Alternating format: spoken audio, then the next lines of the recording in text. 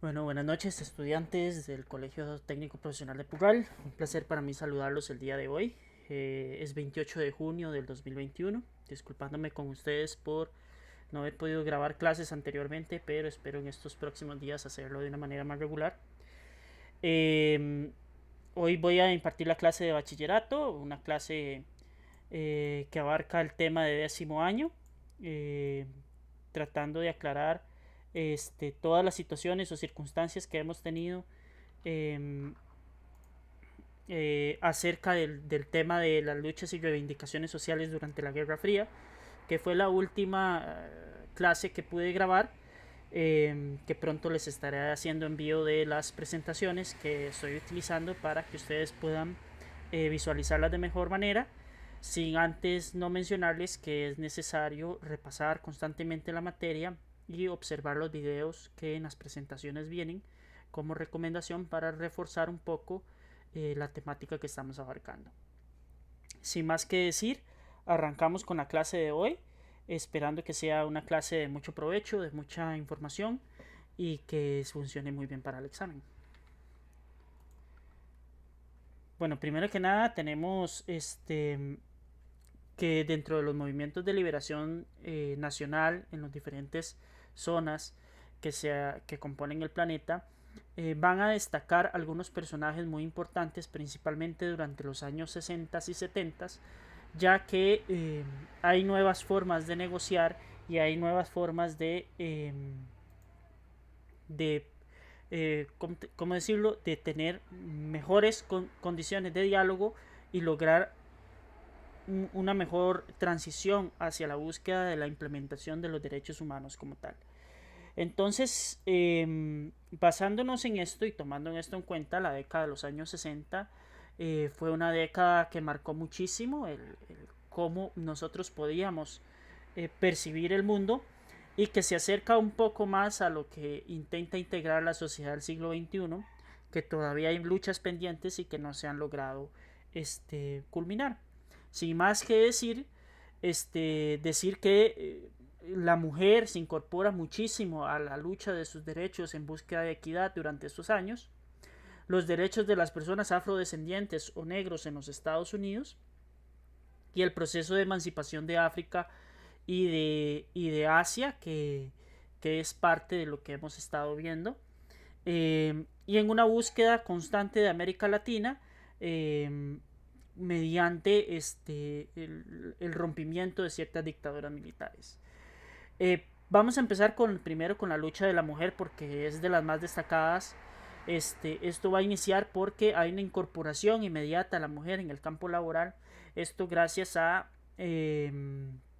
diferentes factores. Primero, el de la Segunda Guerra Mundial, en donde la mujer se incorpora al mercado fabril, es decir, se incorpora a las fábricas a trabajar y empieza a exigir derechos. Esto porque se hace una ventana, una apertura por el envío constante de soldados en las guerras, en su mayoría varones, y ya pasa de esa obligación doméstica que recaía también en las damas en aquel tiempo, que sigue recayendo durante estas épocas, también se incorporan al mercado laboral y entonces empiezan con sus luchas sociales para conquistar lo que ya tan merecidamente se merece, ¿no? Valga la redundancia. Dentro de las luchas vamos a encontrarlas desde varios puntos de vista, muchísimos puntos de vista. Unos van a ser luchas sociales como la de Martin Luther King Jr., que buscó la validación de las personas afrodescendientes en los Estados Unidos y en todo el resto del mundo. Grupos musicales muy destacados en el movimiento de la contracultura, como los Beatles, como Elvis Presley y otros así, similares. Y desde el punto de vista de la fama y las películas en lo que era Hollywood en aquel tiempo, también se buscaba hacer un cambio significativo en cómo se percibía el rol de la mujer y el rol del género de las diferentes personas. Primero hay que hablar del tema de la liberación de África. Entre el año 1960 y 1964 se alcanzan aproximadamente una docena de países que logran independizarse. Esto va a generar que, como se repartió África desde el siglo XIX, hayan conflictos muy internos, muy profundos, perdón, dentro de la sociedad africana, porque ellos quedaron divididos no de acuerdo a la zona geográfica, ni a sus tribus, ni a sus características físicas o sociales, sino que más bien quedaron de una vez incorporadas en el tema de que las divisiones estaban mal hechas, que las fronteras no estaban bien trazadas, y todavía hoy en día hay problemas por esta misma situación, ¿verdad? Una de las más destacadas de estas peleas fue el tema del apartheid en Sudáfrica, en donde se observa que hay una clara división entre las bonanzas que disfrutaban las personas blancas en ese país y los prejuicios y los malos tratos que sufrían las personas afrodescendientes en ese país, ¿verdad? Hay muchísimas revueltas, ¿verdad? Y se intenta acabar con el colonialismo de golpe, buscando hacer un cambio social profundo. Hoy lastimosamente sabemos y conocemos de las situaciones sociales, políticas y económicas que pasan la gran mayoría de países africanos, que no han logrado establecer un gobierno funcional, un sistema político, económico y social que les permita desarrollarse de manera correcta. Y en tanto el caso de Asia, que también es bastante particular, el cómo ellos están buscando esas luchas sociales para lograr separarse. Entonces, ¿cuáles son los factores internos que van a generar la idea de separarse de las potencias europeas bajo las cuales habían estado el yugo durante muchísimo tiempo? La primera de ellas es un sentimiento nacionalista. Hay dos tipos de nacionalismo, ¿verdad? El conservador y el progresista.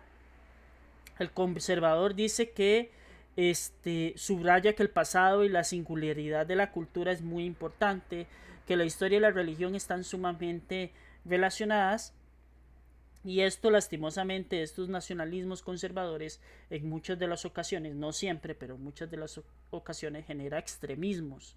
Como sabemos, los extremismos nunca son buenos. Poner en perspectiva dos filosofías totalmente contrarias tampoco nunca es bueno, sino siempre buscar el equilibrio. Eso va a generar actos de racismo, de xenofobia hacia europeos y otros pueblos, misma situación que habían vivido ellos y que habían acumulado años anteriores. Después está el nacionalismo progresista, ¿verdad? Que recoge todas esas ideas positivas y que busca crear un sistema más progresivo, más gradual, que vaya haciendo los cambios de manera significativa, pero con un proceso estructurado, ¿verdad? Dentro de las ideologías que salen, parlamentarias y democracias, ¿verdad? Por ejemplo, la India asume un régimen político parlamentario que todavía hoy hasta cierto punto se mantiene, copiando el modelo inglés de cómo ellos hacen política, que fue su potencia dominadora. Y está la influencia soviética con el socialismo, ¿verdad? Como por ejemplo en el caso de Indochina, toda la península indochina, dígase Vietnam, dígase Laos, dígase las Coreas, dígase Tailandia, todos esos países que empiezan a adquirir ideas del socialismo que lo había puesto en práctica la Unión Soviética. Y después están los factores sociológicos, donde la población, hay un crecimiento demográfico muy exponencial. Todavía sigue siendo África uno de los uno del segundo continente, si no estoy equivocado, con mayor índice de crecimiento demográfico. Y ese crecimiento urbano, ese poco control que se podía ejercer sobre estos países, va a generar crisis humanitarias que todavía hoy en día persisten. Y la mentalidad de que hay un desarrollo cultural, que hay una madurez política, que la idea de libertad e independencia se extiende a todas las colonias, porque en guerras mundiales las potencias europeas perdieron mucho de ese control o de esa hegemonía que tenían. Factores externos a la independencia, hay muchísimos. Está el tema de la Segunda Guerra Mundial, ¿verdad? El tema de la movilización de hombres, de que los pueblos eran sometidos, ¿verdad? Por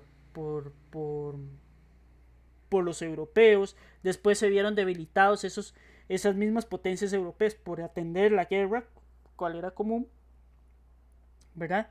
Y eso va a generar que haya un descontrol muy grande y que los países empiecen a tomar determinaciones propias y que empiecen a progresar estas ideas independentistas.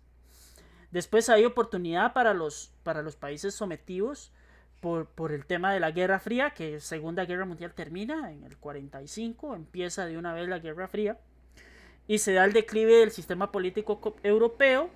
Hay enfrentamientos entre dos potencias, Estados Unidos y la Unión de Repúblicas Socialistas Soviéticas, y eso se traslada a una tensión política por tratar de ganar terreno en diferentes partes del mundo, y eso va a generar que estas dos superpotencias o suprapotencias inviertan fuertes cantidades de dinero en las sociedades que buscaban precisamente esa independencia, pero con una ideología similar a lo que ellos creen. Hay una opinión pública europea sobre que hay hostilidad de parte de los europeos hacia los pueblos sometidos, lo cual no está muy lejos de la realidad. Las guerras coloniales son caras, son impopulares para los ciudadanos, y la iglesia empieza a asumir un papel en favor y en pro de estos pueblos que eran sometidos y que eran tratados de alguna manera mal, ¿verdad?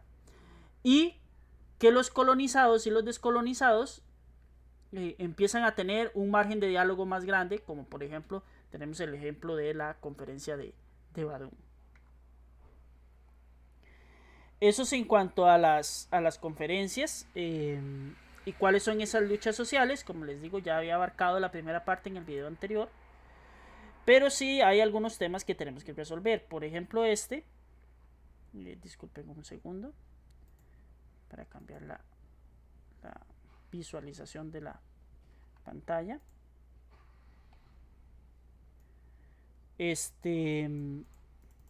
Disculpen los errores técnicos.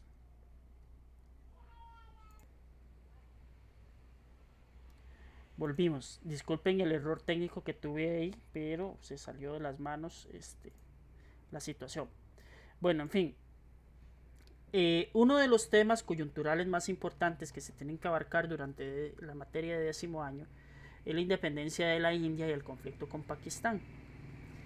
Que es un conflicto que todavía hoy sigue, que todavía sigue siendo noticia. Bueno, para nadie es un secreto que la India es un país superpoblado, es un país con muchísimo potencial, que tiene muchos recursos naturales, que tiene una población y una clase trabajadora enorme, ¿verdad? Inclusive de las mayores potencias en cuanto a demografía se refiere actualmente. Es un país que va a próximamente ser el más poblado del planeta y que ha pasado muchísimas dificultades precisamente porque gestionar tantísimas personas es muy complicado. Hay más personas viviendo en el subcontinente indio que en todo el continente americano, para que tengamos más o menos una idea.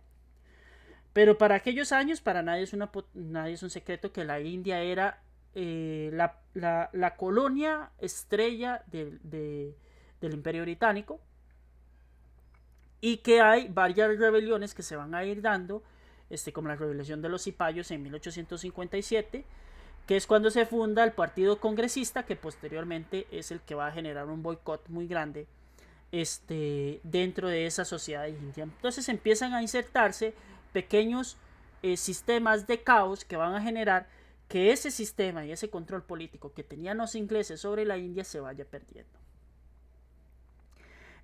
Dentro de los personajes más destacados está este señor, Mahatma Gandhi, que los invito a ver un video que está al puro final de esta presentación. En donde, y si no pueden buscarlo, se llama Draw My Life, así se llama la página, ponen Mahatma Gandhi, ahí les sale una pequeña biografía de quién fue este gran personaje de la historia. Este señor, Mahatma Gandhi, asume el control conjunto con el Partido Congreso Nacional, que lo que hace es un proceso de manifestación pacífica, totalmente pacífica, pero de desobediencia civil sobre lo que los británicos consideraban como algo positivo. La gente se negó a pagar impuestos, la gente se negaba a asistir a los trabajos que tuvieran algún control británico, y eso va generando que pues el Imperio Británico vaya teniendo una postura cada vez más arrinconada entre la espada y la pared de lo que la India significaba. Eso va a generar un gran cambio para la sociedad india. En el año 1935 se le da una concesión económica que casi que le da la independencia al país para que ellos generen su propia riqueza y que no todo se traslade a la casa matriz, o en este caso a la potencia europea que es el Reino Unido.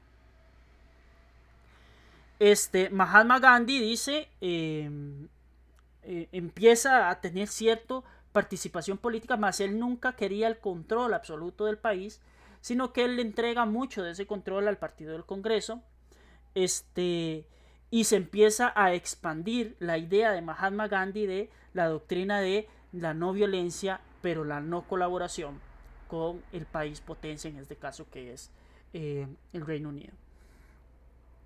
En la Segunda Guerra Mundial los indios apoyaron fervientemente al Reino Unido en apoyo, en brindar soporte a ese país, ¿verdad? Bajo la promesa de que Winston Churchill les daría después de la independencia, después de la guerra, perdón, su independencia.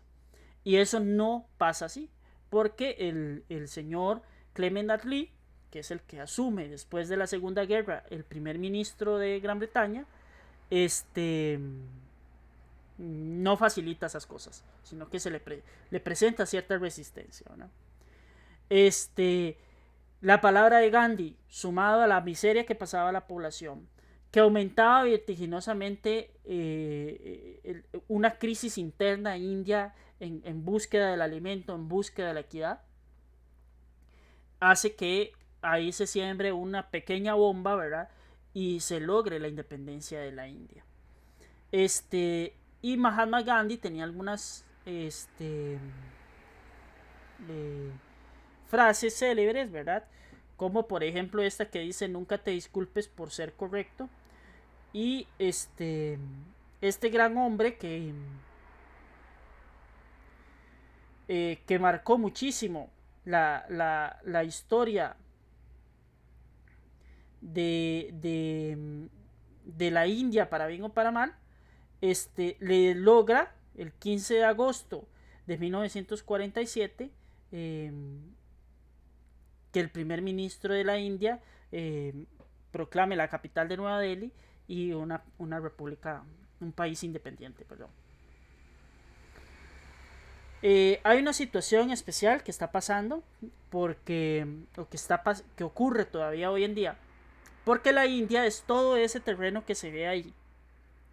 Esa era la colonia británica, junto con Bangladesh y alguna parte de Nepal. Entonces el Reino Unido, cuando culmina la guerra y tiene que brindar ese espacio para que la India se independice, se da cuenta que tiene un problema poblacional y netamente étnico y religioso. Entonces la India, la península de la India, tiene que ser dividida en dos. Uno en Pakistán, que en Pakistán lo que van a vivir son todas aquellas personas de la India que eran de creencia o que siguen el credo musulmán o que practican el dogma musulmán. Y en la India se van a quedar aquella población que no practica la filosofía del musulmán, sino que practica el hinduismo o el budismo, como pasa hoy en día. Entonces se hace esa separación de Pakistán y la India que hoy en día son dos países que tienen armamento nuclear de corta distancia, ¿verdad? Y que están en una disputa por esa zona roja que se ve ahí marcada en el mapa, que es la región de Cachemira, esta que está acá. Cachemira es una zona que tiene muchísimos recursos naturales, como ustedes comprenderán, tienen petróleo, tienen gas natural, etcétera, etcétera. Y pues hay un conflicto entre los dos países por adjudicarse la región de Cachemira, ¿verdad? Entonces hay una situación ahí bastante complicada. Bueno, la Organización de las Naciones Unidas ha intervenido en varias oportunidades para que Cachemira se establezca como un territorio autónomo, no tenga dependencia ni de Pakistán ni de la India. Sin embargo, en 1957 la India anexa a Cachemira a su territorio y eso va a generar un fuerte conflicto. ¿Por qué? Porque en Cachemira la mayoría de la población es musulmana. No creen en la misma filosofía o el mismo dogma religioso que los hindúes. Eso ha generado dos conflictos o dos guerras muy importantes, ¿verdad? En donde se han enfrentado ambos países, tanto Pakistán como la India, y la región de Cachemira como tal, ¿verdad? Y esto ha provocado que haya un despliegue militar muy fuerte en esa zona de parte de la zona hindú, del país hindú, que todavía sigue controlando esa parte del mundo, ¿verdad? El conflicto de Cachemira se mantiene sin resolver. Ahí hay totalmente ataques contra la propiedad, hay ataques terroristas, ¿verdad? Hay numerosos rebeldes militares, indios y civiles que están en contra de todas estas peleas, ¿verdad? Han habido incluso lanzamiento de bombas y atentados en Nueva Delhi, que es la capital de la India, ¿verdad? Y eso ha generado que haya una guerrilla y una especie de conflicto interno entre ambos países, ¿verdad? Pero Cachemira tiene recursos naturales para tirar para arriba y tiene algo muy importante, que es el agua. La región de Cachemira aporta muchísimo porcentaje de agua de lo que se consume en la India, que es uno de sus principales conflictos hoy en día, pues para salir adelante y tener una población pues sana, ¿verdad? Además es una zona que tiene petróleo, que tiene carbón y pues a Pakistán le interesa esa parte, digamos, económica también de la zona de Cachemira. Sigue siendo un problema sin resolver. Estos dos países siguen ampliando su capacidad militar, su inversión militar, y ya incluso se hablan de misiles a largo alcance, misiles antibalísticos, armas nucleares, ¿verdad? Pequeños misiles que no son detectados, y han habido muchísimos conflictos, ¿verdad? A nivel interno. Ya Pakistán se ha convertido incluso en una amenaza para otros países, por ejemplo como Israel, que es un país que también tiene un conflicto interno con todos estos países musulmanes, ¿verdad? Sí les incito a ver bastante el video Mahatma Gandhi. Lo único que tienen que hacer es estripar en esta flecha y pues ahí les va a salir la opción de poder observar quién fue Mahatma Gandhi. ¿Quién fue Mahatma Gandhi?